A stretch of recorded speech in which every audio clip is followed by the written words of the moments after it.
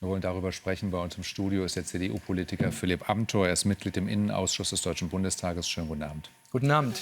Ja, die Innenministerin will also Menschen, die Terrorakte im Internet eben auch verherrlichen, jetzt leichter abschieben. Hört sich zunächst erstmal ganz gut an. Aber ist das Gesetz, das sie jetzt verabschieden will, auch wirklich geeignet, um den gewünschten Effekt zu erzielen? Ja, es ist wie so oft bei Nancy Faeser eine große aktionistische Ankündigung. Und was dann wirklich in der Substanz dabei rumkommt, wird man sehen.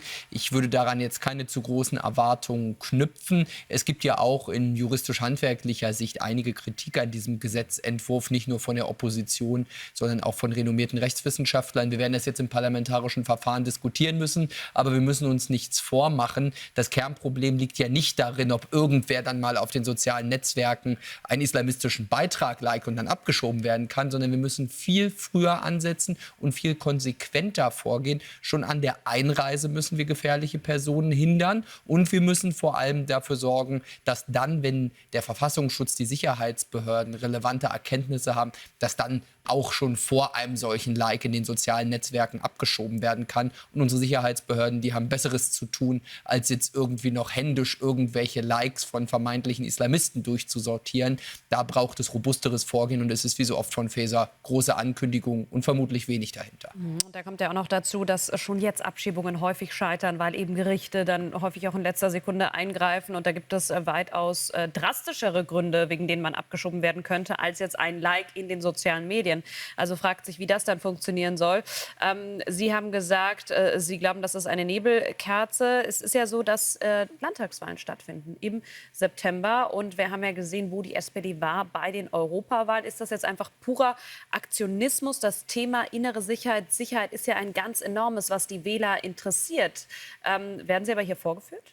Also ich glaube ehrlicherweise, das kann man genauso wenig ernst nehmen als Kehrtwende wie schon die früheren Ankündigungen des Bundeskanzlers. Wir erinnern uns doch noch daran. Groß hat er sich auf einem deutschen Nachrichtenmagazin auf dem Cover feiern lassen mit dem Satz, wir müssen im großen Stil abschieben. Und passiert es dann so gut wie gar nichts. Nur Kosmetik und diese Ankündigungen, die werden auch wirklich niemanden beeindrucken. Und es ist so, die SPD, sie hat an vielen Stellen jetzt ja Nachkorrekturen quasi angekündigt in der Migrationspolitik, aber am Ende prüfen die, aber ändern in der Substanz dann doch nichts. Das hat schon allein damit zu tun, dass sie in der Migrationspolitik am Ende doch in grüner Geiselhaft gehalten werden. Die wollen am Ende niemanden abschieben, die wollen keine gesteuerte Migration und deswegen braucht es einen systematischen Wechsel, einen grundlegenden neuen Kurs in der Migrationspolitik, so wie wir ihn vorgeschlagen haben und dazu fehlt der Ampel einfach die Kraft. Auf die grüne Geiselhaft würde ich noch mal ein bisschen näher eingehen wollen mit einem anderen Aspekt. Denn der tödliche Angriff auf einen jungen Mann im Kurpark von Bad Oeynhausen,